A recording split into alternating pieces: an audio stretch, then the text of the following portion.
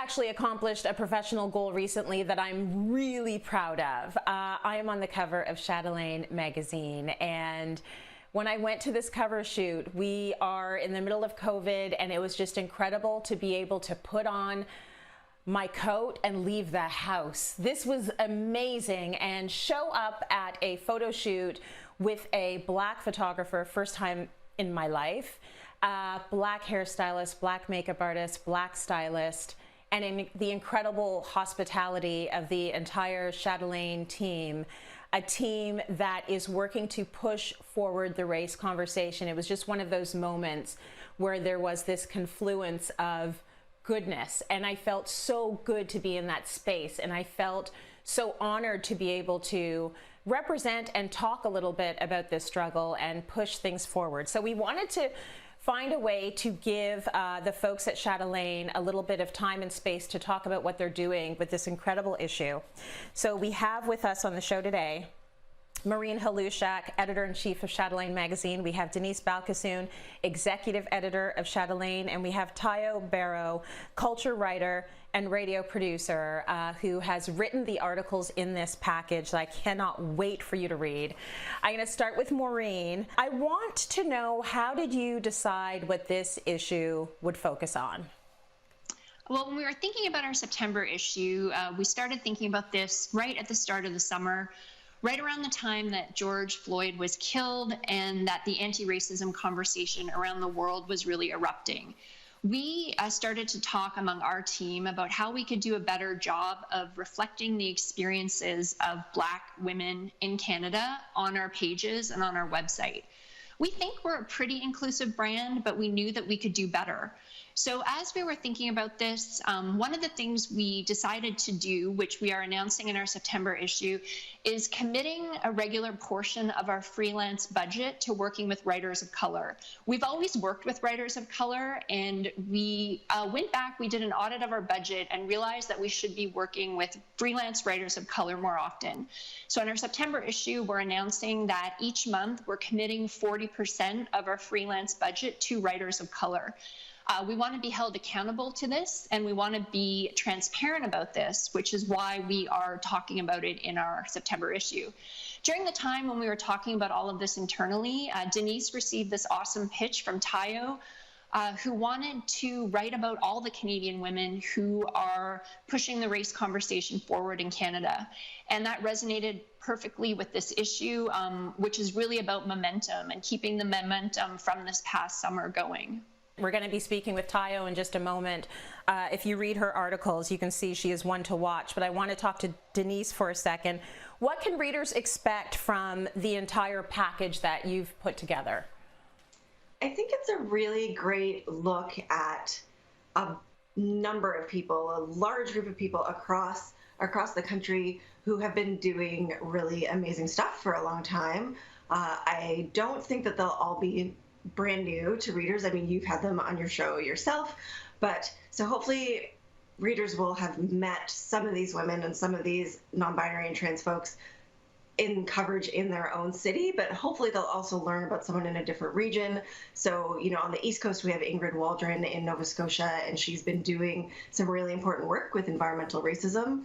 And so if someone hasn't heard of her before, they can read our little profile and then go on and watch her documentary, which is on Netflix. And I think I want people to come away with just an idea of how great the scope of the work that Black women and trans and non-binary folks are doing across this country and how much we should support them. Tayo, this all started with you. I want to know what was important for you to get across in the series of articles that you wrote. Yeah, I think that for me, the biggest or the most important thing for me was to show Black women and Black Canadian women specifically that we're not alone in all of the kind of frustrations and fears and anxieties that we've been having about issues that we've been talking about for a very long time, but it seems like the rest of the world is kind of catching up to now, whether that's policing, whether that's the justice system, immigration, or even just down to, you know, what it means to be a Black person working working in, you know, a predominantly white space or being in the corporate world. So really just showing Black women that you're not alone in that struggle and in those fears. But also one of the things that came out of the other side of the conversation for me after talking to all of these incredible women was, you know, just the fact that there is a reality and there is a world beyond the one that we know now and the one that we've kind of gotten used to with all of these issues. And so it was just important to be able to show that and to go, hey, here's what that looks like, brought to you by the women who have been at the forefront of these conversations. So those were the kind of biggest things for me. I'm going to actually go back to Denise for a moment, because Denise, you have a very long history in journalism. You've worked for a lot of reputable news operations, and you've been very vocal about how people of color have been othered in news organizations, and you've been very vocal about that. I'm wondering, do you see an evolution happening right now? Do you feel hopeful that things might be changing in the media? Well, I really love the team that I'm on right now. So I think that our team cares very much about just showing Canada the way it really is and telling true stories and telling stories that haven't been told for a long time. I think when I see younger journalists such as Tayo and just a number of women, Black and other racialized women who have talked about their experiences in media, they don't seem like they're going to put up with it as long as I have. And so that is also hopeful. Yeah, I'm counting on the youngins too. They don't have patience for anything, and I love that about them. I think it's great.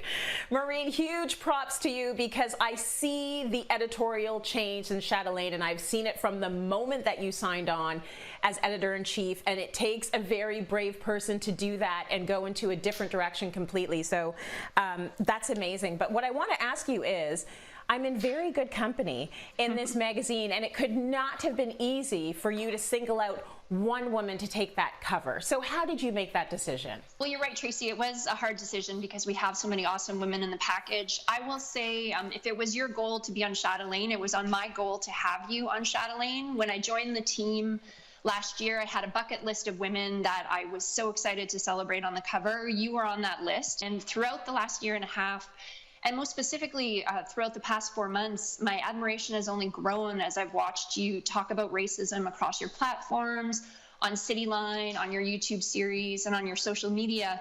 And I think that the conversation about racism hasn't really been had often or openly in the lifestyle space.